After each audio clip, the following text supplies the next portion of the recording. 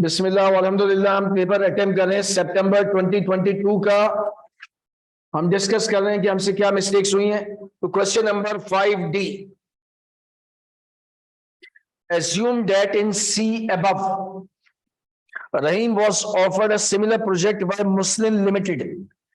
एक और कंपनी ने रहीम को यही प्रोजेक्ट ऑफर किया कि तुम हमारा सोशल मीडिया अकाउंट रन करो, मैनेज करो। ऑन 31 अगस्त 2022 रहीम ने acceptance they the. When a proposal is accepted, it becomes a promise, it becomes an agreement, it becomes a contract। अब ये कॉन्ट्रैक्ट हो गया, रहीम ने एक्सेप्टेंस दे दी। भाई जब आप एक्सेप्टेंस दे रहे हो तो जाहिर है आपने सारी कैलकुलेशन कर ली होंगी, अपनी सारे फैक्टर्स देख लिए होंगे। On the same date, Rahim sent an email to OL regretting the performance is impossible, mainly due to non-availability of resources। जिस दिन एक्सेप्टेंस दिया रहीम ने उस कंपनी को कि हाँ हम आपके सोशल मीडिया अकाउंट मैनेज करेंगे, उसी दिन उसने फिर एक्सेप्टेंस देने के बाद, अब गैप नहीं लिखा, उसी दिन लिखा हुआ है, उसी दिन उसने ईमेल किया, सॉरी हमारे पास रिसोर्सेज अवेलेबल नहीं है, हमारे लिए ये इम्पॉसिबल है। ये हो गई कहानी। अब पंच लाइन क्या, पंच लाइन को टारगेट करना मस्ट है। Discuss the validity of Rahim correspondence. Rahim ने जो ईमेल किया है इसकी वैलिडिटी डिस्कस करें। Also discuss oral promise in this situation.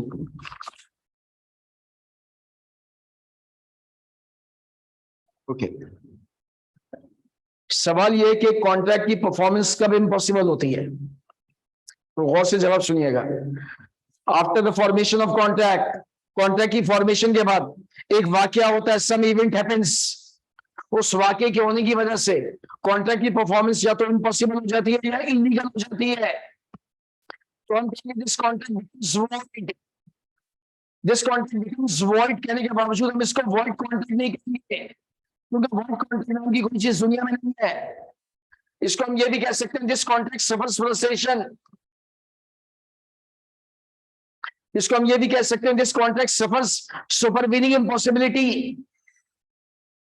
तो यहां पर तो ऐसा कोई वाकया ही नहीं हुआ।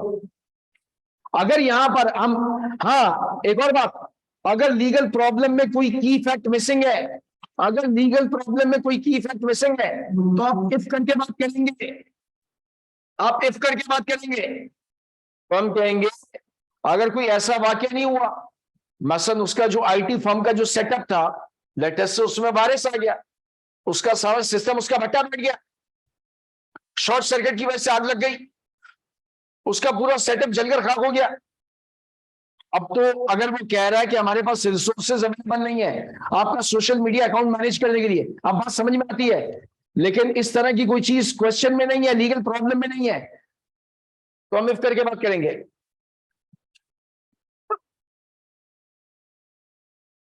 अगर कोई वाकया नहीं हुआ जिसकी वजह से कॉन्ट्रैक्ट की परफॉर्मेंस इम्पॉसिबल या इलीगल हो गई है, इम्पॉसिबल हो गई है, तो ये कॉन्ट्रैक्ट हरगिज फ्रस्ट्रेशन का शिकार नहीं हुआ, ये बिकम्स वॉइड नहीं हुआ, ये परफेक्टली वैलिड और बाइंडिंग कॉन्ट्रैक्ट है। और ये रहीम ने जो ईमेल की है ये एक तरह का उसने ब्रीच ऑफ कॉन्ट्रैक्ट कर दिया है, तो कंपनी उसके खिलाफ केस फाइल कर सकती है। कंपनी को उसके ब्रीच ऑफ कॉन्ट्रैक्ट की वजह से जो भी लॉस हुआ है उसके डैमेजेस क्लेम कर सकती है।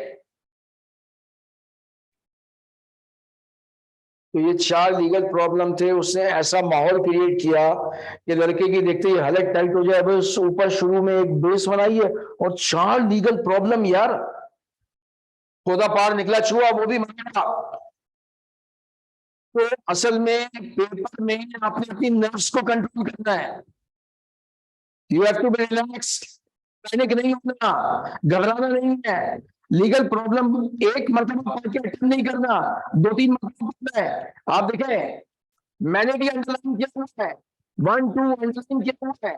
अगर आई क्या बिलोंग करता है तो पेंसिल से अंडरलाइन करें। आई क्या बिलोंग करता है कि पेपर में अंडरलाइन कर सकते हैं, तो डाटा को अंडरलाइन करें, पंच लाइन को अंडरलाइन करें।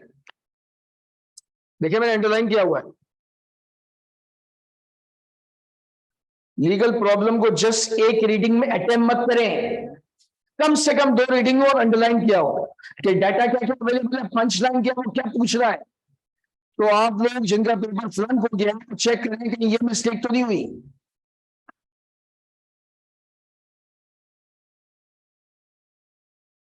ओके, आगे आते हैं question number 9A। Kasim agreed to supply इतने cotton fabric rolls of a specific design to Zainab workshop on 4 सितंबर 2022। मैंने अंडरलाइन किया हुआ है, बिटवीन 10 AM to 9 PM, 10 से 9 के दरमियान। टाइम स्पेसिफाइड है, टाइम स्पेसिफाइड है। अब ये एसेंस है या नहीं है ये हमें नहीं पता, टाइम स्पेसिफाइड है। एसेंस का मतलब आत्मा, बेस, फाउंडेशन, बुनियाद। ये टाइम है तो कॉन्ट्रैक्ट है, ये टाइम नहीं है तो कॉन्ट्रैक्ट नहीं है। Zainab informed Kazim that she requires the rolls urgently as she has to cater her orders. Zainab के पास जो ऑर्डर आए हैं उसके लिए वो उसको फैब्रिक रोल्स कॉटन के फौरन चाहिए। On 4 September 2022, Kazim bought the rolls to Zainab workshop। वो ज़ैनब की वर्कशॉप पे 8:30 बजे लेकर आए। उसने कहा कि आप इनवॉइस के ऊपर साइन कर दें क्योंकि मुझे आगे दूसरे बार के पास जाना है इसी लोकेलिटी में। ज़ैनब की डेडलाइन 9 बजे की थी, वो 8:30 बजे कॉटन के फैब्रिक रोल्स लेकर आया है। जो सप्लायर है वो कौन है? प्रोमिसर, परफॉर्मेंस देने वाला। ज़ैनब कौन है? आप आइडेंटिफाई करेंगे पार्टीज को, आप लिखेंगे पार्टीज। कासिम जो है वो सप्लायर है, सेलर है। ज़ैनब जो है वो बायर है, वो प्रोमिसी है। वो कह रहा है फॉरेन इनवॉइस के ऊपर साइन करें। अगर आपने किसी से गुड्स मंगवाई है और वो गुड्स लेकर आया है, अब मसलन आपने मैकडोनल्ड KFC को ऑर्डर प्लेस किया है, उनका बंदा लेकर आया, तो आप खोल के देखेंगे यार मैंने जिंगर बर्गर कहा था, जिंगर बर्गर के बजाय उसने कोई और बर्गर भेज दिया, कोई रोल भेज दिया, उसने कोई चिकन का लेग पीस भेज दिया, तो आप चेक करेंगे। तो यहाँ पर टॉपिक ये है कि प्रोमिसी के पास ये रीजनेबल अपॉर्चुनिटी होनी चाहिए, वो ये डिटरमिन कर सके कि वो जो गुड्स उसको डिलीवर की जा रही हैं वो कॉन्ट्रैक्ट की टर्म्स और कंडीशन के मुताबिक है या नहीं है। ये प्रोमिसी का राइट है। Under the provisions of the contract it discuss whether Qasim is justified in his contention। Qasim ये कह रहा है अभी फौरन साइन करें लें वरना मैं आपको गुड्स डिलीवर नहीं करूंगा। कासिम जो है वो जस्टिफाइड नहीं है, कासिम जो है वो प्रोमिसर है, कासिम जो है वो सेलर है, सप्लायर है। ज़ैनब जो है वो प्रोमिसी है, उसके पास ये राइट है कि वो पहले इंस्पेक्शन करे कि भाई वो जो माल डिलीवर करके जा रहा है वो कॉन्ट्रैक्ट की टर्म्स और कंडीशन के मुताबिक है या नहीं है। तो कासिम जस्टिफाइड नहीं है इन हिज क्लेम। ये आम यार गपशप है, ये आम जनरल अवेयरनेस है, ये लॉ का पेपर नहीं है, जनरल अवेयरनेस है। Also discuss Zainab position if Kasim does not deliver the roles to her. अगर वो कासिम डिलीवर नहीं करता तो कासिम ने ब्रीच ऑफ कॉन्ट्रैक्ट कर दिया, ज़ैनब कासिम के खिलाफ केस फाइल कर सकती है। अब हमें ये देखना होगा टाइम स्पेसिफाइड तो है ही है, क्या वो एसेंस भी है? अगर वो एसेंस भी है तो उसके ज्यादा राइट्स हैं। तो ये क्वेश्चन नंबर 9A था। उससे बहुत कॉम्प्लिकेटेड वे में लिखा है। आमतौर पे एग्जामिनेशन हॉल में एक साइकोलॉजिकल प्रेशर होता है, हम अपनी नफ्स को कंट्रोल नहीं कर पाते, हमें अच्छा खासा आ भी रहा होता है, तो हम ये पूरा जो उसने सिनेरियो एक माहौल बनाया है बिग बॉस के घर वाला, हम घबरा जाते हैं, कंफ्यूज हो जाते हैं। 9B, assume that in A above Qasim brought the cotton fabric rolls for delivery to Zainab workshop on 5 September 2022। Zainab ने कब मंगवाया था? 4 सितंबर को। वो 5 सितंबर को लेकर आ रहा है, सेकंड लीगल प्रॉब्लम उसी से कनेक्टेड है। At 10:30 AM मॉर्निंग में, but Zainab refused to take the delivery। Zainab offered to take the delivery। क्या ज़ैनब इनकार कर सकती है? अगर टाइम एसेंस था ज़ैनब इनकार कर सकती है।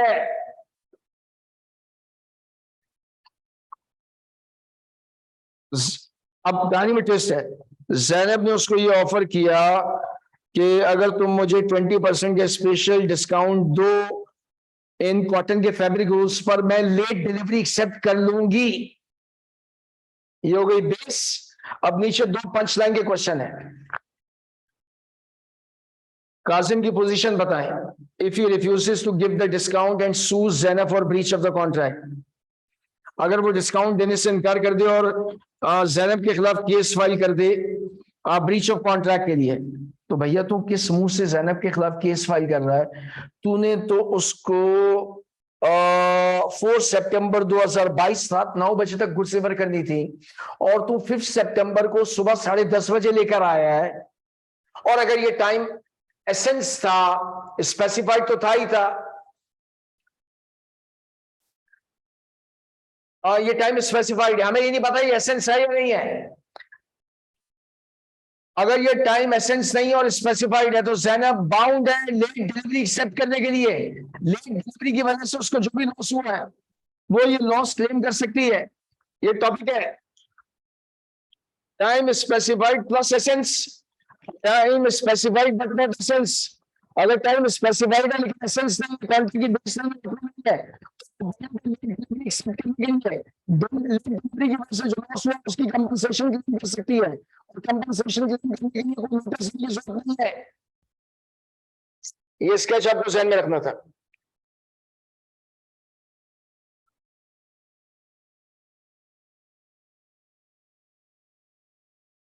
आगे agrees to give the discount, उसने एग्रीमेंट कर लिया मैं 20% डिस्काउंट दूंगा, एग्रीमेंट हो गया। अब ये नया कॉन्ट्रैक्ट हो गया, ठीक है, ये आप 5 तारीख को 10:30 बजे डिलीवरी एक्सेप्ट कर लो, मैं 20% आपको प्राइस में डिस्काउंट दूंगा। बाद में and makes the delivery but later sues Zainab to pay the full price. यहां तू एग्री कर रहा है और बाद में तू ज़ैनब के खिलाफ केस फाइल कर रहा है, मुझे पूरी कीमत चाहिए। अब ये ब्रीच ऑफ कॉन्ट्रैक्ट कर रहा है, अब ये ब्रीच ऑफ कॉन्ट्रैक्ट कर रहा है, इसको फुल प्राइस नहीं मिलेगी, 20% डिस्काउंट के साथ इसको पेमेंट मिलेगी।